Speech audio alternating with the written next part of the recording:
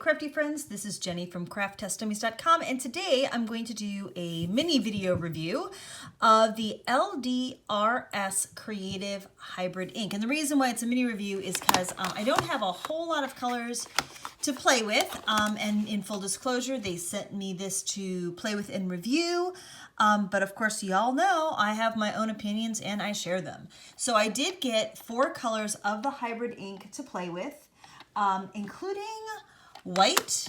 And so I'm going to focus on these colors first, and then we'll talk about the white kind of at the end, because, you know, white ink pads are kind of their own special unicorn breed. But I just want to start off by taking a look at the ink pads themselves.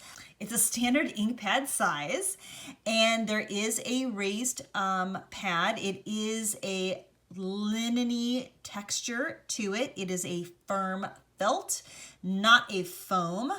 And there is no particular handle or groove or anything that makes it particularly ergonomic. You can see the color of the ink from the lid. If you store them upside down, you're going to have to mark them in some way. And there's no indicator or labeling that came with it on the sides. So let's move on to some swatching. So here I just took the pads and I went directly to the paper so we could see how saturated they are and how they blend in between. So in a true hybrid ink form, they sunk in very, very quickly and kind of saturated the paper. I did notice that there is bleed through, so if you guys like to do planner crafts, this is about an 85-pound weight cardstock, and so therefore I would not recommend on using this for planners because it bleeds through pretty quickly. We're also going to give it a little swatch of water and see if there is any bleeding. So here we go, and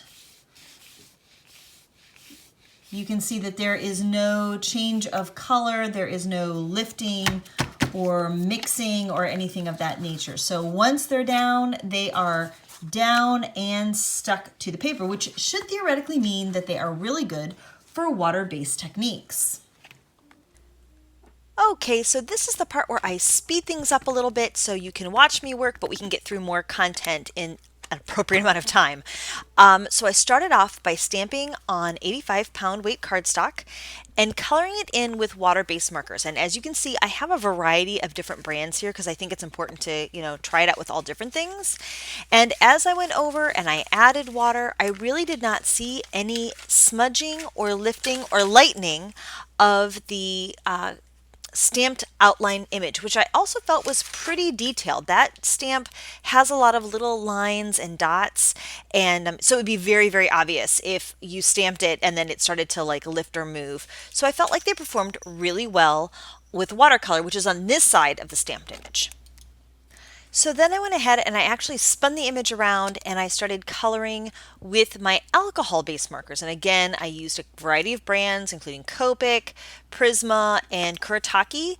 And once again, I really felt like it was able to tolerate a lot of color. And when I color with alcohol-based markers, because I'm not good at it, I go over and over and over and over to get the blending and the color that I desire.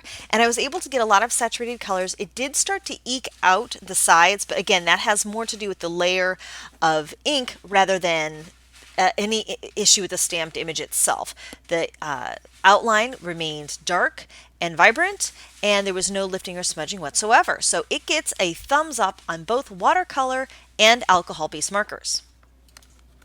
So then I thought it would be a good idea to actually do some blending. And so I used one of my distress blenders. You can see the color kind of changed on top of the pad, which was a little bit weird.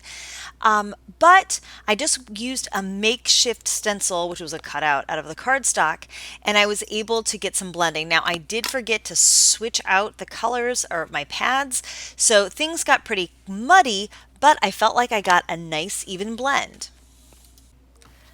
So here I just wanted to show you, I stamped on both watercolor paper and white cardstock, and I just thought you should see kind of the differences in the black. I feel like the black is pretty black. It's not the blackest black I've ever stamped with, but it was nice, and I think it's very serviceable. It's more of a dark graphite, but for most things you do, it's going to be fine. So now we're going to just switch gears a little bit, and what I tried to do is I used the watermark pad that they sent me to and some of the clear embossing ink I was sent. And again, all of these things were sent for me to play with and review, but the company has no influence over my opinions because I got my own. But I thought what I would do is watermark stamp it, heat emboss it with the clear, and then go over it using the stamp pads kind of like chalk pastels. And I just had this pretty hydrangea, so I thought it'd be really nice to do, and I'm actually pretty happy with it. I started off using Q-tips and then I moved over to a blender just to get it moving a little bit faster. But I do feel like because it blends nicely, you can kind of use it as a substitute chalk ink. It still has that, not exactly a powdery finish, but it has a nice smooth finish when you get it all down. So you'll see how this looks in the finished card, but I was actually pretty pleased with this overall. So now what I'm going to do is take this piece of watercolor paper, which has been stamped with the hybrid black ink, and I'm just going to use some of these liquid watercolors to go over top, just to see if it budges the black, how does the black react. And I like to show this to you in real time, just because sometimes it's fun to see how everything plays with each other. And what I'm seeing is, again, kind of traditional with hybrid inks, that it almost, I don't want to say it repels it, but it definitely does not budge. And sometimes you even get like some little halos around the stamping. So here we go. And as you can see, I'm using a lot of water and nothing is making that black ink budge. Okay, so let's just take a moment to take a look at the white stamp pad. It also is a linen-y texture with a raised surface, and I'm going to be swatching this out on a couple of different colors of cardstock so we can see really how it looks and how actually white it purports to be.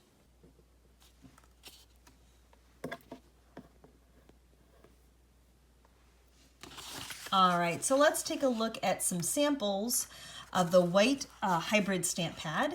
And what I'm seeing here is that on the black, it actually looks pretty good. I am seeing some detail in the wings.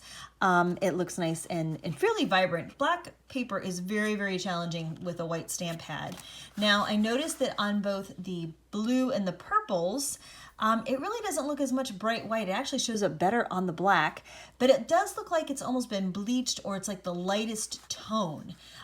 So I would say that this is actually pretty successful, and for moving into the holiday seasons and we want to do things that look like starry skies or spooky nights or snowflakes, it's actually not too bad at all. Now, I had a little bit of a challenge on the craft because my stamp was dirty, and so this is actually the last one after I cleaned off my stamp. It actually looks pretty good now that it's dry. When I first stamped it, I was very, very, very skeptical of how this was going to turn out. But as it has dried, it actually got whiter, if that makes sense. So this was actually a surprisingly strong finish for the LDRS Creative White Hybrid Stamp Pad. I will be checking this against some of my other favorites very, very soon. Okay, so now we're going to try a little bit of embossing using the black, which, by the way, first off, nice, pretty detail.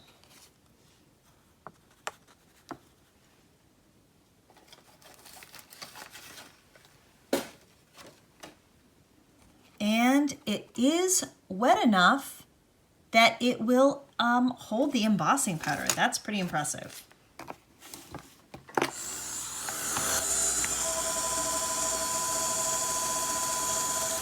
Is an embossing powder, or it is embossable. That is really impressive, friends. I did not think it was going to stay juicy enough to emboss. Now, I don't know how long it'll take. I did try doing one of these samples. It had sat for maybe 10 minutes and it was too dry to do it, but it seems like if you get to it pretty quickly, you will be able to emboss with these. Win! So I just wanted to show you one more sample of the white ink that I used with the Misty, and I stamped it a couple of times, and I'm actually really impressed with these results. And here are a couple of my finished cards. On the whole, I think LDRS is actually an excellent stamp pad, and I'm excited to try some more colors. So thanks for watching this review and video about the LDRS creative stamp pads. Please leave me a comment and ask any questions you might have. Thanks for watching and have a crafty day.